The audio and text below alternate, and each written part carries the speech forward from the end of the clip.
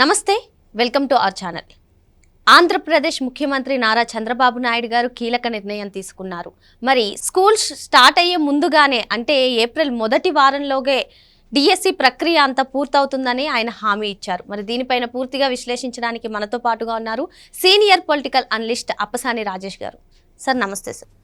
ఆంధ్రప్రదేశ్ ముఖ్యమంత్రిగా చంద్రబాబు నాయుడు గారు తొలి సంతకం మెగా డిఎస్సి పైన పెట్టడం జరిగింది. అప్పటి నుంచి కూడా ముఖ్యమంత్రిగా తొలి సంతకం చేశారు, కానీ దీనిపైన ఏమీ మాట్లాడడం లేదు ప్రభుత్వం వాళ్ళని చెప్పి వైసీపీ తీవ్రంగా ఆరోపిస్తున్నది మనకు తెలిసిందే. మరి మొత్తానికి మొన్న కూడా లోకేష్ గారు క్లారిటీ ఇచ్చారు, ఏదైతే విద్యా సంవత్సరం ప్రారంభం అవ్వక ముందే ఈ ప్రక్రియ అంతా కూడా పూర్తవుతుందని. ఇప్పుడు మరి సీఎంగా చంద్రబాబు నాయుడు గారు కూడా ఏప్రిల్ మొదటి వారంలోగే డిఎస్సి ప్రక్రియ అంతా కూడా పూర్తవుతుంది అంటున్నారు. మరి ఏంటి సార్? యాక్చువల్గా మీరు ప్రస్తావించినట్టుగా చంద్రబాబు నాయుడు గారు వారి తొలి సంతకాన్ని మెగా డిఎస్సి నిర్వహణ కోసం అని చెప్పని చేయటం జరిగింది. అయితే ఇక్కడ ప్రభుత్వానికి ఈ మెగా డిఎస్సి నిర్వహణ కోసం ఒక చిన్న ప్రతిబంధకం అడ్డొచ్చింది. అదేంటి అంటే, ప్రభుత్వం మెగా డిఎస్సి కోసం సన్నద్ధమవుతున్న సమయంలోనే సుప్రీంకోర్టు నుంచి ఎస్సీ రిజర్వేషన్ కేటగరైజేషన్ కోసం రాష్ట్రాలకి హక్కు కల్పిస్తూ సుప్రీంకోర్టు తీర్పిచ్చింది. దాని నేపథ్యంలో ఆంధ్రప్రదేశ్ రాష్ట్రంలో మొదటి నుంచి కూడా ఎస్సీ వర్గీకరణ మీద డిమాండ్ ఉద్యమాలు నడుస్తున్న నేపథ్యంలో ఎన్డీఏ కూటమి పార్టీలు మొదటి నుంచి కూడా ఎస్సీ వర్గీకరణకి కట్టుబడి ఉన్న నేపథ్యంలో సుప్రీంకోర్టు ఇచ్చిన తీర్పు నేపథ్యంలో ఈ ఎస్సీ వర్గీకరణ ప్రాసెస్ కంప్లీట్ చేసి ఇప్పుడు ఈ డిఎస్సి నిర్వహణ ఈ కేటగరైజేషన్ పూర్తయిన తర్వాత ఆ ఫలాలు ఈ డిఎస్సి లబ్ధిదారులకి ఈ డిఎస్సిలో ఉన్న ఆ పర్టికులర్ కేటగిరీ వారికి అందాలి అనే ఉద్దేశంతో ప్రభుత్వం కూడా ఒక కృతనిశ్చయంతో మొట్టమొదటగా ఎస్సీ వర్గీకరణ మీద దృష్టి పెట్టింది. Okay sir.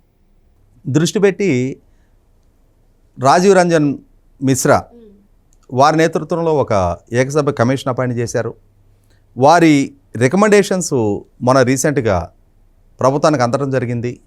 ఆ రికమెండేషన్స్ని బేస్ చేసుకొని ఇప్పుడు ప్రభుత్వ పరంగా ఒక ఆర్డినెన్స్ విడుదల చేయడానికి సన్నద్ధం అవుతూ ఆ ఫలాలని మొట్టమొదటగా ఈ డిఎస్సి ద్వారానే ఆయా వర్గాలకు అందించాలి అనేది ప్రభుత్వ లక్ష్యం.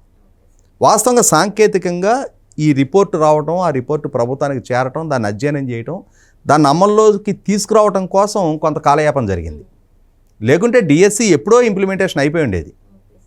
ఎందుకంటే తెలుగుదేశం పార్టీకి చంద్రబాబు నాయుడు గారికి డిఎస్సి నిర్వహణ చెయ్యండి అని చెప్పని వైసీపీ వారు డిమాండ్ చేయటం అనంటే తాతకు దగ్గులు నేర్పించినట్టు ఉంటుంది. లేదు అనంటే హనుమంతుడి ముందు కుప్పిగంతులు అన్నట్టు ఉంటుంది. ఎందుకంటే ఎన్టీ రామారావు గారు డిఎస్సి వ్యవస్థని ప్రారంభించిన మొట్టమొదటి ముఖ్యమంత్రి. ఎన్టీ రామారావు గారికి ముందు ఉపాధ్యాయ నియామకాలు ఎలా ఉండేవి అనంటే రాజకీయ నాయకుల ప్రాపకంతో, అప్పటి జెడ్పీ చైర్మన్లుగా ఎవరుంటే వాళ్ళ ఇష్టాయిష్టాలతో, రికమెండేషన్లు, లంచాలతోటి, ప్రలోభాలతోటి ఈ టీచర్ల నియామకం జరుగుతుండేది. కానీ ఎన్టీ రామారావు గారు ప్రతిభకి పట్టం కడుతూ డిఎస్సి నిర్వహణ ద్వారా పారదర్శకంగా ఉపాధ్యాయ నియామకాలు జరగాలి, ఉపాధ్యాయులు భావి భారత నిర్మాతలు, నేటి బాలలని రేపటి పౌరులుగా తీర్చిదిద్దే ఉపాధ్యాయులని ప్రతిభ ఆధారంగానే, రాజకీయ ప్రమేయానికి అతీతంగానే జరగాలనే ఉద్దేశంతో ఎన్టీ రామారావు గారు మొట్టమొదటి డిఎస్సి విధానాన్ని తీసుకొచ్చారు. ఈ డిఎస్సి విధానం అమల్లోకి వచ్చిన తర్వాత ఇప్పటి వరకు ఇప్పుడు విడుదలైన డిఎస్సి నోటిఫికేషను, అంటే ఇప్పుడు చంద్రబాబు నాయుడు గారు ప్రకటించిన ప్రకారం ఏప్రిల్ మొదటి వారంలో డిఎస్సి నోటిఫికేషన్ విడుదల చేయబోతున్నామని చెప్పారు. ప్రభుత్వ పరంగా ముఖ్యమంత్రిగా పదవి బాధ్యతలు చేపట్టిన చంద్రబాబు నాయుడు గారు డిఎస్సి నోటిఫికేషన్ విడుదలకి నిర్ణయం తీసుకుంటూ సంతకం చేశారు. అధికారికంగా రేపు ఏప్రిల్ మొదటి వారంలో అమల్లోకి వస్తుంది. అక్కడి నుంచి ఒక టైం బౌండెడ్ షెడ్యూల్ డిసైడ్ అవుద్ది. ఆ షెడ్యూల్ ప్రకారం రాత పరీక్షలు, ఎంపిక ప్రక్రియ విద్యా సంవత్సరం బిగిన్ అయ్యేలో పూర్తి చేస్తామని ప్రభుత్వం ఒక ప్రకటన చేస్తుంది. ఈ నోటిఫికేషను డిఎస్సి ప్రక్రియ బిగిన్ అయిన తర్వాత ఇది 16 నోటిఫికేషన్. ఈ 16 నోటిఫికేషన్లో ముఖ్యమంత్రిగా చంద్రబాబు నాయుడు గారు 8 అమలు చేశారు. ఇది 9వ నోటిఫికేషన్. ఎన్టీ రామారావు గారు వారి పాలనా హయాంలో 3 నోటిఫికేషన్ అమలు చేశారు. అంటే 16లో చంద్రబాబు నాయుడు గారు, ఎన్టీ రామారావు గారు తెలుగుదేశం పాలనా హయాంలో ఎన్టీ రామారావు గారి ద్వారా, చంద్రబాబు నాయుడు గారి ద్వారా 12వ నోటిఫికేషన్ ఇప్పుడు అమలు కాబోతుంది. 11 ఆల్రెడీ అమలయ్యి 1,70,000 మంది టీచర్లుగా నియామకం చేపట్టబడ్డారు వారిద్దరి హయాంలో. రాజశేఖర రెడ్డి గారి హయాంలో 2 సార్లు అమలు జరిగింది. కిరణ్ కుమార్ రెడ్డి గారి హయాంలో 1 సారి అమలు జరిగింది. అంటే 16లో 12+3 15 ఇంకొక నోటిఫికేషన్ వచ్చింది. 5 సంవత్సరాలు జగన్మోహన్ రెడ్డి గారి పాలనా హయాంలో 15వ నోటిఫికేషను ఆయన విడుదల చేశారు. విడుదల చేసి ఏం చేశారు? విడుదల చేశారు అంతే. ఎలక్షన్ నోటిఫికేషన్ విడుదలయ్యి రాత పరీక్షల ప్రక్రియ కొనసాగకుండా కోడ్ ఆఫ్ కాండక్ట్ కారణంగా డిఎస్సి రద్దయిపోయింది. ఆయన 2019 ఎన్నికలకు ముందు నాకు ఒక ఛాన్స్ ఇవ్వండి, మెగా డిఎస్సి కండక్ట్ చేస్తా అన్నాడు. 2014-19 మధ్య చంద్రబాబు నాయుడు గారు 19,500 ఉపాధ్యాయ నియామకాలు చేశారు ఆయన పాలనా హయాంలో. ఈయన ఏం చేశాడు? 39,000 ఖాళీలు ఉంటే 19,000 భర్తీ చేశాడు. నాకు ఒక ఛాన్స్ ఇవ్వండి, నేను మెగా డిఎస్సి కండక్ట్ చేసి ఉన్న ఖాళీలు మొత్తం భర్తీ చేస్తా. ఇక నుంచి ఏ సంవత్సరానికి ఆ సంవత్సరం ఖాళీలు అయ్యే ప్రతి ఖాళీలు కూడా ఏ సంవత్సరానికి ఆ సంవత్సరం డిఎస్సి కండక్ట్ చేసి భర్తీ చేస్తానని చెప్పాడు. నమ్మారు యువత. ఉపాధ్యాయ ఉద్యోగాలు ఆశించే బీఈడి చదువుకున్న వాళ్ళు, సెకండ్ గ్రేడ్ టీచర్గా నియామకం కావాలనుకునే అభ్యర్థులు ఉంటారు కదా, వారు వారి కుటుంబ సభ్యులు కూడా జగన్మోహన్ రెడ్డి గారి వాగ్దానాన్ని నమ్మారు. ఆయనకి ఓట్లేశారు, అధికారం దక్కింది. 5 సంవత్సరాలు జగన్మోహన్ రెడ్డి పరిపాలనా హయాంలో పూర్తి స్థాయి పాలన చేసిన ప్రభుత్వం not even a single DSC, ఒక్క డిఎస్సి కూడా అమలు చెయ్యని ఏకైక ముఖ్యమంత్రి జగన్మోహన్ రెడ్డి. ఈయన ఇవాళ చంద్రబాబు నాయుడు గారి ప్రభుత్వాన్ని విమర్శించడం, వైసీపీ చంద్రబాబు నాయుడు గారి ప్రభుత్వానికి వంకలు పెట్టడం అని అంటే, నేను ఇందాక చెప్పినట్టుగా హనుమంతుడి ముందు కుప్పిగంతులు. 1,70,000 ఉపాధ్యాయ నియామకాలు చేసిన ట్రాకు ఎన్టీ రామారావు గారిది, చంద్రబాబు నాయుడు గారిది. ముఖ్యంగా చంద్రబాబు నాయుడు గారి ప్రభుత్వం ఇప్పుడు 16,348 ఉద్యోగ నియామకాల కోసం నోటిఫికేషన్ విడుదల చేయబోతుంది.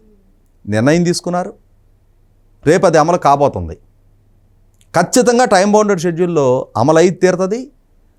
ఆ అభ్యర్థులు ఎవరైతే ఉంటారో పోటీ పరీక్షలో వాళ్ళు విజయం సాధించిన వాళ్ళు, మెరుగైన ప్రతిభ కనపరిచిన వాళ్ళు, పారదర్శకంగా ఒకరికొక రూపాయి లంచం ఇచ్చే పని లేదు, ఒకరితో రికమెండేషన్ అవసరం లేదు, పారదర్శకంగా వాళ్ళ ప్రతిభ ఆధారంగానే వాళ్ళకి ఆ నియామక ఉత్తర్వులు అందుతాయి.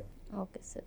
ఇటువంటి పరిస్థితుల్లో జగన్మోహన్ రెడ్డి గారో లేకపోతే వైసీపీ పార్టీయో ఇచ్చే ఉచిత సలహాలు వారు అమలు చేస్తున్నట్టయితే వారి కాలంలో వారికి కొంత క్రెడిబిలిటీ దక్కుండేది.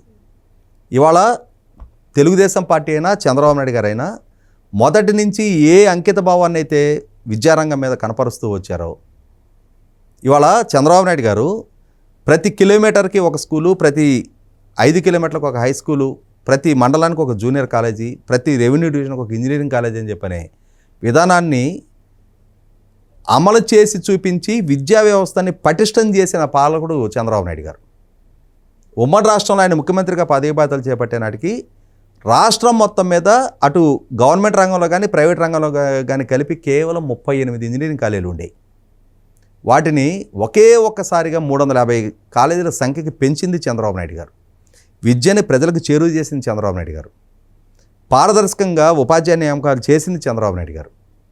ఆయన పాలనా హయాంలో రేపు చెప్పిన విధంగా ఎస్సీ కేటగరైజేషన్ అమలు చేయడం ద్వారా తాను చేసిన వాగ్దానానికి అనుగుణంగా ఆయా వర్గాల ప్రజలకు కూడా న్యాయం చేకూరుస్తా. 100కి 100 పాళ్ళు డిఎస్సి ప్రక్రియ సకాలంలో పూర్తవుతుంది. ఆ ఉద్యోగార్థులకి ఉద్యోగ నియామక పత్రాలు కూడా అందటం ఖాయం, వాళ్ళు ఆ ఉద్యోగాల్లో చేరటం ఖాయం. మరో అంశంతో మళ్ళీ కలుద్దాం. Thank you sir.